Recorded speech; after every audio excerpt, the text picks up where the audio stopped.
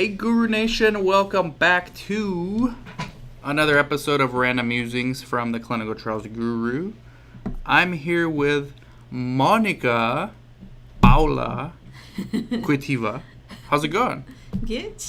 And we're going to talk about, what are we going to talk about actually? You did a feasibility survey today. Yes, I did. And we compared it to the time when you had another feasibility survey a couple of months ago. And the monitor, who was busy, sent you her trip report. Yes. To complete. That's right. For her.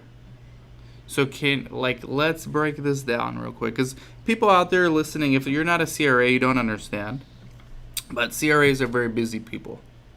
And when they have site visits, like they're overworked. We're doing a CRO bid proposal now. Profits are slim. So you have to, if you're a CRO, get as much juice out of the CRA orange as you can. So this lady who had this request from you, this young lady who's no longer with that CRO, right? Yeah. She moved on because she's overworked. She sent you an entire visit report to do for a site selection visit because she said, well, you tell the story. She had a bunch of sites to go to. Yeah, she did have many places to go to do probably the feasibility, and also site selection visit. Yeah, the site selection visit. So she told me she had certain days open for it, and then when I sent her the email saying which day we were available, she realized that she had 2 more the next day. So pretty much, So pretty much her time was super tight, and she had to come from coast to coast and do the feasibility, with us at the visit, and then go back to the other coast the same day. And our strategy was we don't want to reschedule our visit because the longer you wait, the more sites they get a chance to look at, the less likely it is. We have. Yeah. And you might even risk that they say, you know what, we got all our sites, we don't need to come out anymore. Exactly. So no, don't reschedule your SSVs if you can. Don't be an asshole about it. We were not assholes, right? You were not. You were nice. No. But we were firm. Yeah, and on top of that, it was kind of hard for us to organize this meeting because it wasn't only the site, but another location because of this kind of a study needs the special an facility inpatient and outpatient. Yeah. Inpatient and outpatient. So it was very difficult to get both the doctor and the other facility. And we actually we ended up not even doing the study, but that's a different story. Exactly. Okay. I found it when we were doing today's feasibility survey. I remember this story of the monitor sending you the trip report, the interim monitor. Oh yeah, it's the cleaners. Don't worry. They'll come in. They'll come in. They sent you the monitoring report, which... Yes. And, I mean, that's unheard of, but if you're a CRA and you're listening, you'll understand.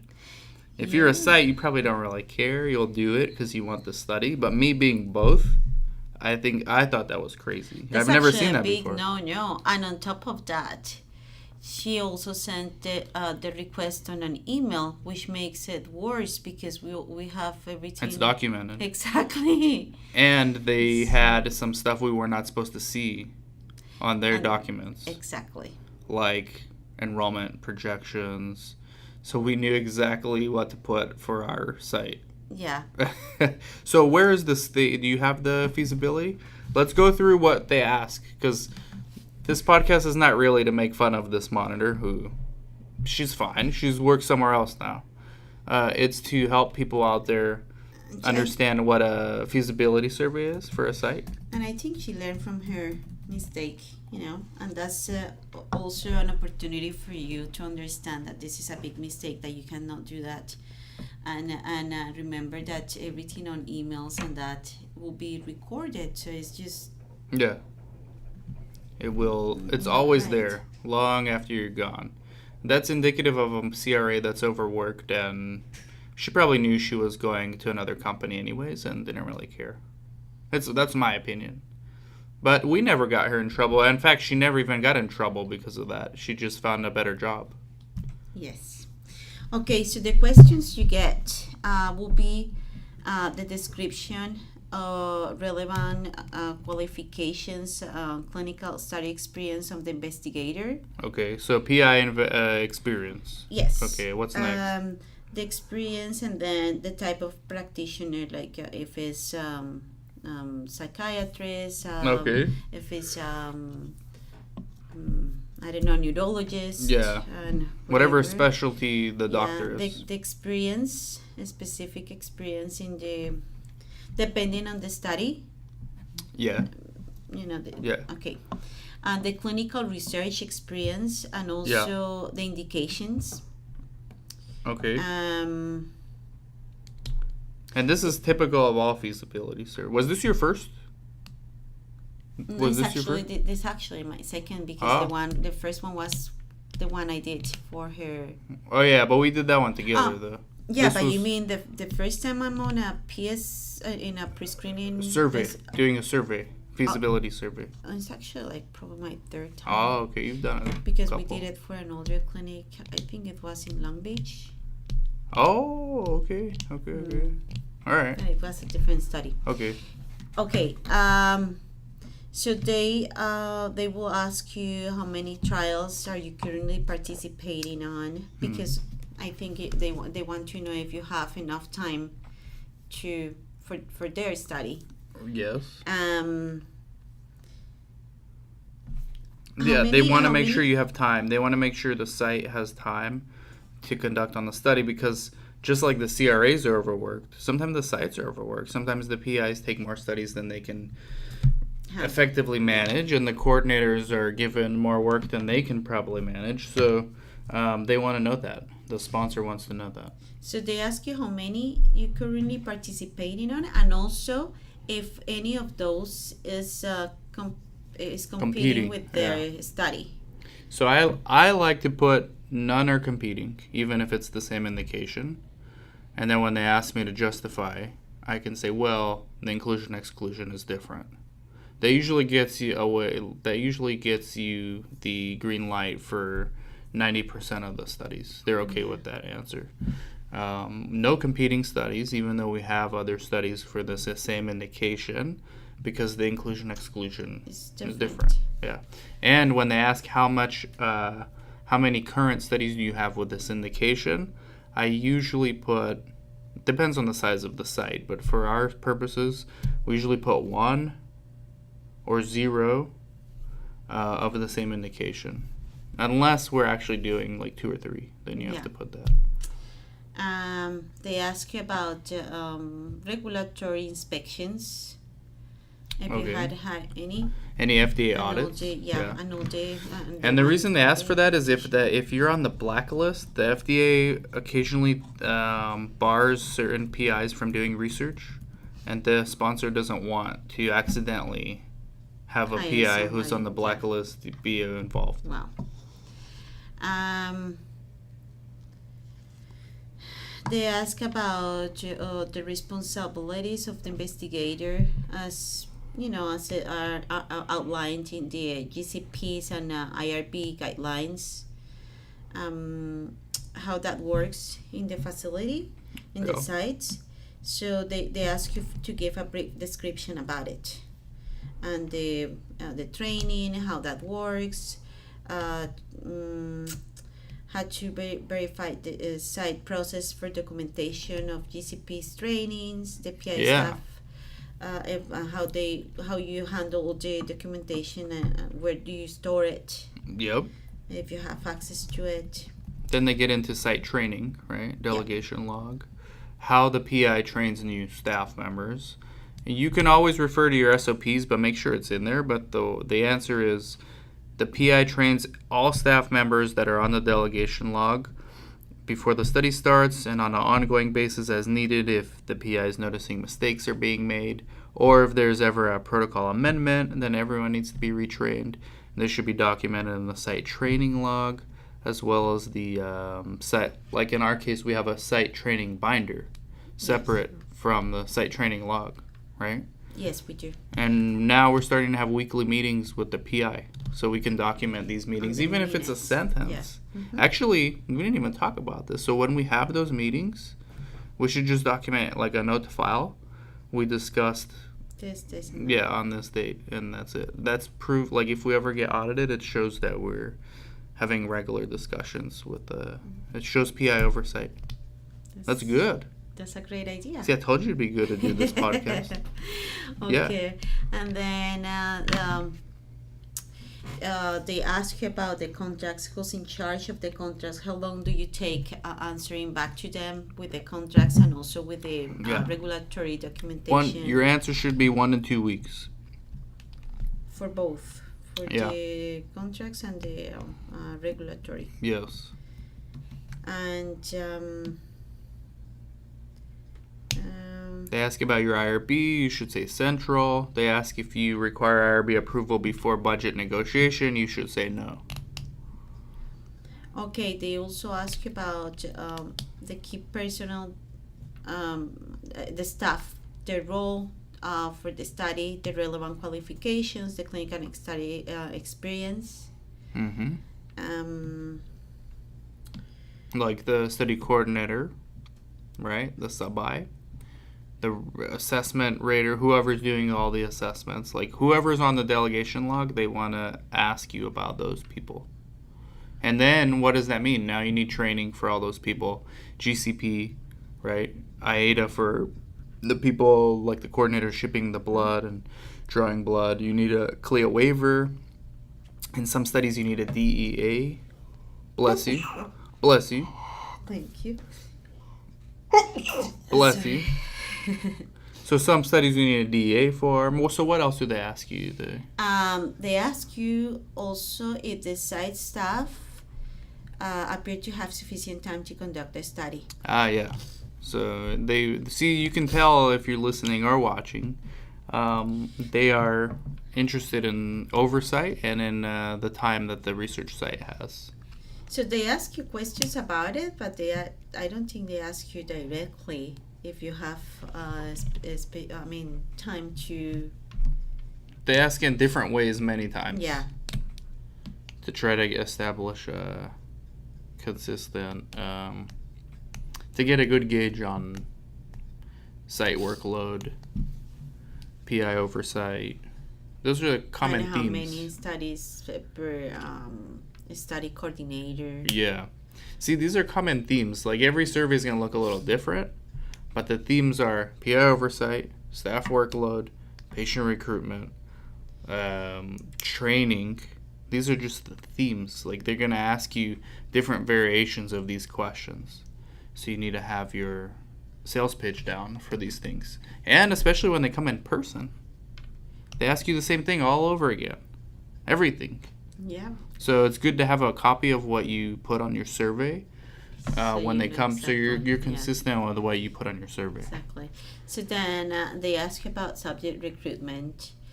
So what's the plan for the potential study subjects? And if we have any issues, in regards to protocol, if it's the difficulties. Where you see some challenges with the protocol. What do you put on that? None? I usually put 0, but I know some sites like to put something. Like Chris likes to put something down for what are your challenges. But it's like strategic. I just put none. No challenges foreseen. Well, I think it is depending on the protocol, but yeah, it looks better when you don't have the challenge. Yeah, better not to put anything down, but Chris would argue it's better to put something. There's different schools of thought on this. Well, whatever works. I don't think they pay much attention to that anyways. And they'll ask the PI in the site visit anyways. And the PI is going to tell them what he or she thinks. oh, of course. That's why they actually want to give the studies for the suitable doctor. Like for example, if it's a mental health condition, then to a psychiatrist. If it's a I don't know, Cardio study for a study cardiologist. So because they want, there's assessments that need to be done, patients, and unforeseen challenges that you don't even know about yet that a specialist might be able to. And also because they can refer their own patients to the studies. Yeah. So, yeah, that's the best way, and it comes up on the survey also, right? Yes. So how far down are we on this thing? We actually it's around 14 pages, and we are halfway. Oh, okay. Yeah, let's go through the other ones. Okay, they have a lot of questions about recruitment. Also, if you're planning on doing any kind of marketing strategy, and that's your favorite so subject. They just ask you if you need money for it. Advertising budget. Yeah. Yes, I think is I mean, obviously, if you say that you're going to get your patients mostly from your PI, or if you're getting you have a database or whatever, they will say, why would you like to do any kind of advertisement? But it's important also to educate your own patients about the study. So that's the excuse, kind of, to do advertisement.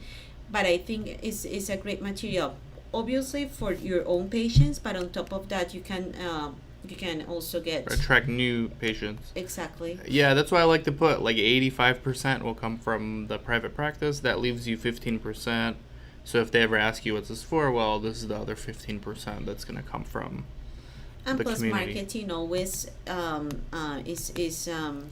creates credibility within the patients, so they have something to show to their families or who knows, their friends or whatever, and they can just bring more and it people helps the to sites us. with their branding. I know a lot of sites that they redesign their own websites because of an advertising budget they got. And so if anyone needs help doing that, email me, Dan, at theclinicaltrialsguru.com.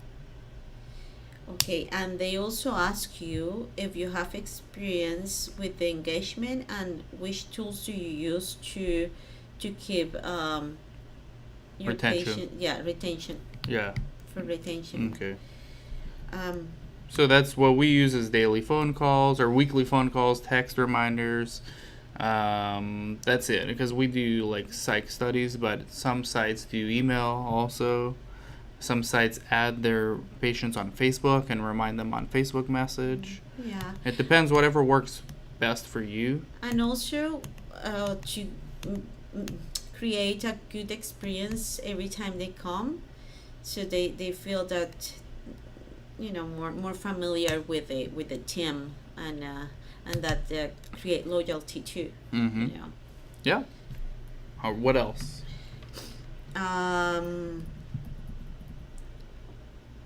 They ask about the facility. About